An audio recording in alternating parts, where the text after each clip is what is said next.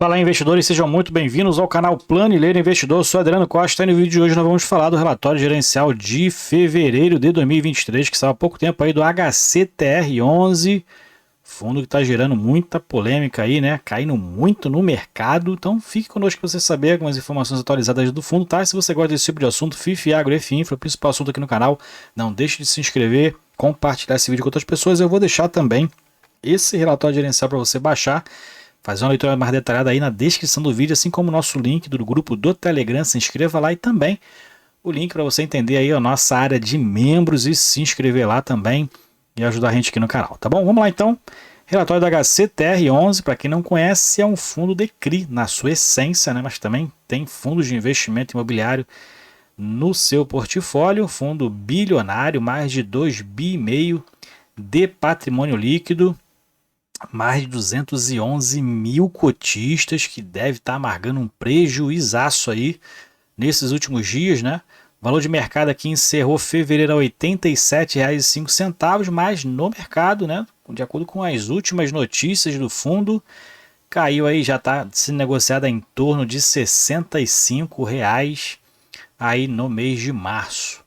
Fundo que investe principalmente em CRI, né, certificados recebíveis imobiliários, investidores em geral público-alvo, tem desde setembro de 2018, prazo indeterminado. Quem gere é a Hectare Capital, Vortex DTVM é o administrador e paga aí 1,20% de taxas ao ano, mais uma taxa de performance que é calculada aí sobre 10% sobre o que exceder a variação de 100% do CDI. Tipo é condomínio fechado. Vamos lá então para as informações aqui mais para baixo do gestor, né? Ele fala aqui sobre o anúncio dos dividendos, que caiu muito, né? O menor dividendo que eu já vi pagar aqui pelo HCTR11, que desde 2020, na verdade, vem numa faixa de decréscimo ali nos dividendos, né? Depois a gente vai ver o histórico aqui do pagamento de dividendos desde lá de 2018. E o dividend aqui foi de 0,58% com base na cota patrimonial e 0,8% sobre a cota de mercado. Né? Então a gente vem aqui mais para baixo, isso é explicado, como a gente viu aí, um fato relevante, né? No início de março, foi em relação à inadimplência lá do CRI referente ao circuito de compras, né? Que o fundo tem aí em torno de 7,5% do seu patrimônio alocado no CRI, circuito de compras, mas tem um percentual muito grande também alocado, né, no fundo de investimento imobiliário, que é desse shopping lá, da área lá de São Paulo, né, o shopping da Madrugada.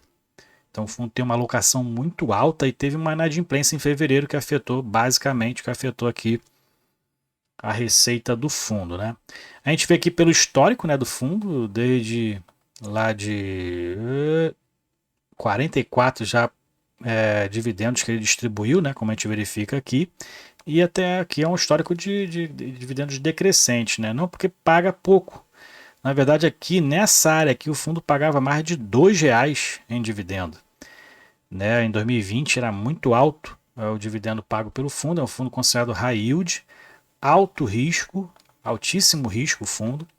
E é um fundo que não tem muitas informações dentro do seu site, né? Você que gosta de dar uma futucada aí em relação à gestora, não tem muitas informações e isso é preocupante, né? Em relação à transparência do fundo. É muito ruim a transparência do fundo. Apesar de ter um relatório aqui de 44 páginas, a transparência do fundo não é muito boa ali no acompanhamento das negociações que o fundo faz, né? Então, não é nenhuma acusação, mas pode ter ali conflito de interesses em alguns de alguma dessas negociações e acaba que não tem ali uma especificação muito grande. Aqui ele fala sobre exatamente isso, né? Mas sobre a inadimplência do circuito de compras, que na verdade aqui tinha uma previsão de pagamento no dia 7 de março e esse pagamento se cumpriu, estando aí o CRI adimplente com o fundo, tá? Mas mesmo assim, os fundos que tinham aí esse CRI dentro da carteira, né? O DEVA 11, por exemplo, sinalizou já esse CRI como uma bola vermelha, né? Que é aí que está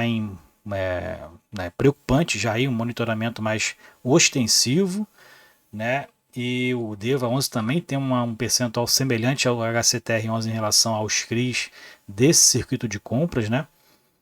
Pode ser que tenha outros CRIs nomeados ali diferentes, né, em relação a esse nome circuito de compras, que esteja alinhado também, na verdade, com esse CRI, né, com esse empreendimento, tá? Mas o que está mais claro ali para a gente dentro do relatório é o CRI Circuito de Compras, que dá o nome a esse shopping Nova Feira da Madrugada, lá em São Paulo. Bom, aqui tem diversos motivos, né, em relação à pandemia, né, na verdade o shopping ele veio para poder buscar exatamente aquele comércio de rua, né, com facilidade nas locações dos boxes, exatamente para esses vendedores comerciantes de rua, mas o shopping ainda não dá lucro, né, dá prejuízo aí para o fundo, inclusive o fundo que o HCTR aí tem uma participação bem relevante em relação ao seu patrimônio, em torno de 10% do patrimônio do HCTR está em FIIs do Shopping da Madrugada, o fundo, a gente vai ver mais para baixo qual é o nome, é o XBXO11, né? Agora vendo na minha cabeça XBXO11, o fundo tem aí mais de 230 milhões em cotas desse fundo que nunca gerou para o HCTR nenhum provento, né? Justamente porque o shopping ainda não despontou. Aqui é o acompanhamento dos outros CRIs da carteira do fundo, então você pode aí baixar, fazer uma leitura mais detalhada, né? Uma grande preocupação do fundo atualmente é exatamente o shopping da madrugada, o circuito de compras.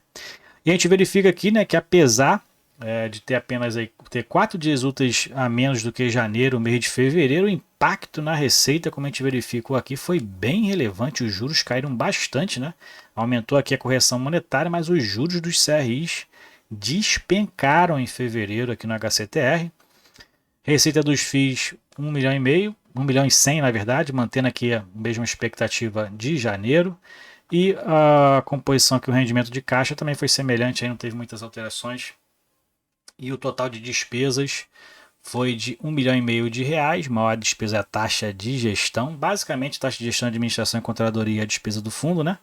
E o resultado foi de 16 milhões,9 receitas aí, reservas de lucros. O fundo ainda fez reservas de lucro em fevereiro, mas distribuiu apenas 70 centavos por cota, 15 milhões e meio de reais foi a distribuição, dividend yield de 0,58%. Então teve um impacto muito grande aqui nos juros dos CRIs.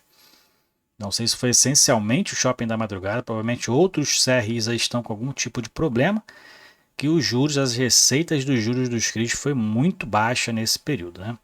Resultado por cota, a gente verifica aqui que o impacto no resultado por cota foi exatamente nos juros, né? Então foi 32 centavos apenas aqui em fevereiro contra 83 em janeiro, numa média de 80, né? Como a gente verifica aqui. Então teve um impacto muito relevante aí, não explicado aqui, pelo menos eu não vi claramente aqui, né? Destacado o porquê da queda desses juros de CRIs aqui no relatório, né? Se tiver, tem em algum lugar, mas eu não vi. Histórica da distribuição, então está aqui, então a gente verifica que é uma das menores, se não a menor distribuição já historicamente aí pelo HCTR. A rentabilidade do fundo está em 93,9%, né, em relação à distribuição mais a cota patrimonial, que vai ter uma queda aqui por conta dessa queda de mercado aí bem relevante. Em relação à carteira, o fundo tem uma subordinação bem arriscada, né? Como a gente verifica aqui, a subordinada e a mezanino somam em torno de 40%, somam 35% na verdade, né? Que é o mezanino é esse aqui, 3%. Subordinado em torno de 32%, 35% aproximadamente é a subordinação. Mas, pelo que a gente vê aqui, apesar de ter o risco mais mitigado em relação à subordinação, a qualidade aí de alguns CRIs tem prejudicado o HCTR11. Basicamente, né? A gente verifica aqui que 78% do fundo é alocado em CRIs, 21% é em FIIs, praticamente é um fundo de fundos também, mas os fundos alocados pelo HCTR, a maioria é o XBXO11, como eu falei, mais de 200 milhões alocado somente nesse fundo que nunca gerou provento para o fundo, né? E também é um fundo que está em desvalorização também no mercado, se não me engano, somente tem 5 ou 6 cotistas e todos são pessoas jurídicas, né? São fundos que têm aí amargado um prejuízo dentro desse XBXO11. Dos indexadores, o principal é IPCA, como a gente verifica aqui, 90% IPCA, com prêmio de risco altíssimo, 10,3%, né? Muito alto realmente. Faixa de obras, 87% está aí 100% concluída, e faixa de vendas 67% também 100% concluída. Dentro dos segmentos, a maioria é multipropriedade, também é um dos maiores, os mais arriscados aí do mercado, por isso que é um fundo considerado high yield, né? Busca aí um risco alto para um provento alto. Aqui é exatamente a carteira do fundo, então o CRI Circuito de Compras são os dois primeiros aqui, compõem em torno de 7,5% do portfólio do fundo. O fundo tem aqui todos esses CRIs na carteira, tem os dos segmentos corporativos também, com uma aplicação bem alta também no segmento corporativo, e tem aqui 231 milhões alocado no XB XO11, né, onde aí o fundo tem maior participação, na maioria dos fundos onde não tem geração de dividendos ou de proventos. Aqui a gente verifica as negociações no mercado, então o fundo caiu, já tinha caído bem aqui de janeiro para fevereiro, mas de fevereiro para março despencou, já despencou em torno de 20%, quase 20% aí no mercado, né? Tá sendo negociado em torno de R$ 65. Aqui a descrição mais qualitativa aí, né, dos CRIs que compõem a carteira do fundo. Então você pode baixar o relatório e fazer uma leitura mais detalhada, são muitos CRIs na sua carteira, né? Tem ali os FIIs também. Então você pode baixar o relatório que eu vou deixar na descrição do vídeo, fazer essa leitura aí mais detalhada. Aqui também ensina em relação aos indicadores contratuais, como é que é feita a razão do fluxo mensal, né? E aqui tem todo o glossário para você entender um pouco mais como é calculado, né? E a gente verifica aqui alguns termos, né, que é utilizado dentro do relatório, que você pode aí se informar um pouquinho mais, né? E entender. Um relatório realmente dos fundos de CRIs são mais complicados, tem muitos termos técnicos, isso aqui é importante você se informar. Então é isso. Você que está querendo investir na HCTR11, cuidado, pesquise sobre o fundo, né? Veja se realmente o fundo tem ali uma transparência que atenda à sua necessidade. É um fundo high yield que na verdade começou a pagar menos agora, né? Tem um problema em relação à XP, né? Um conflito aí com outras gestoras, né? Que pode estar aí, inclusive com a Suno também, né? Que também tem prejudicado aí o desempenho dele no mercado, e outros fundos estão indo carregados pelo HCTR11 com preço caindo no mercado, que é o caso do DEVA11, o VSLH11, o TORD11, está indo aí no grupo do HCTR11 e com uma queda imensa no mercado, ok? Então é isso aí, espero que vocês tenham gostado do vídeo, se inscreva aí no canal, ative as notificações, deixa o seu like, compartilhe esse vídeo com outras pessoas, e se você é um dos 211 mil cotistas do HCTR11, eu não sou cotista do HCTR11, compartilhe com a gente aí qual o percentual da sua carteira hoje. Fiquem com Deus, até o próximo vídeo, tchau, tchau.